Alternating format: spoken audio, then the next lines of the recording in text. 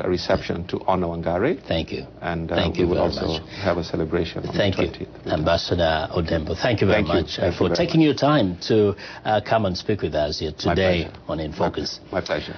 Elkanah Odembo is Kenya's ambassador to the United States.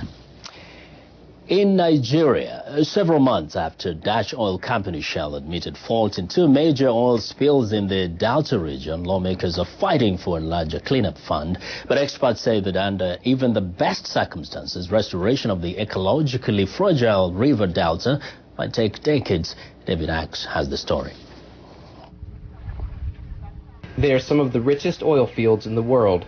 In the Niger River Delta region of southern Nigeria, powerful multinational firms extract 2 million barrels of oil per day, accounting for 3/4 of Nigeria's exports. But in the Delta, home to more than 30 million people, sloppy extraction and a lack of accountability have contributed to more than 7,000 oil spills since the 1950s. A United Nations Environment Program report, published in August, reveals the extent of the ecological damage in the Delta and its effect on the local population. This report has shown that there's oil pollution in the groundwater, so even when people are sinking wells, the water they're pulling up is polluted, contaminated, and they've been drinking it. In several cases, they found that contamination of water that people are drinking was at 1,000 times higher than standards in Nigeria, so it is an extremely serious finding.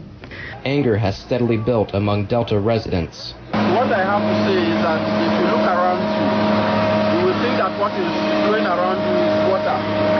This is complete low air, side air. And what is flowing is complete cool. You can see the height of the spill. And Shell continually denies responsibility for this.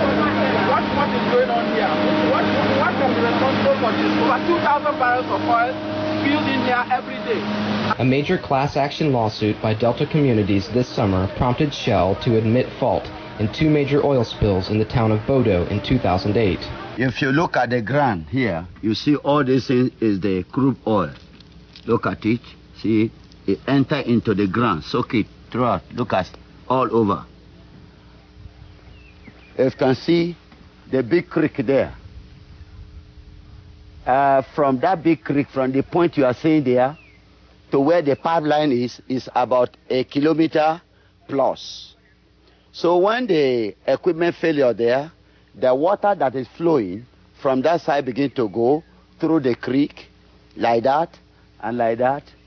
And you can see till there is another creek that connect to here. Shell Oil and the Nigerian government are finally taking steps to clean up the Delta, a process that could take 30 years.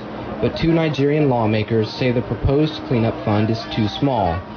Senators Dadi Baba Ahmed and Esther Nadadi Usman say $1 billion cannot begin to repair the damage and compensate Delta residents for past, present, and future hardships stemming from oil spills. It needs to start. We need to start somewhere, but it needs to be thorough, independent, and take into account the impact that this pollution has had on people for many, many years. Amnesty International's Audrey Gogran stresses that any cleanup must be carefully managed.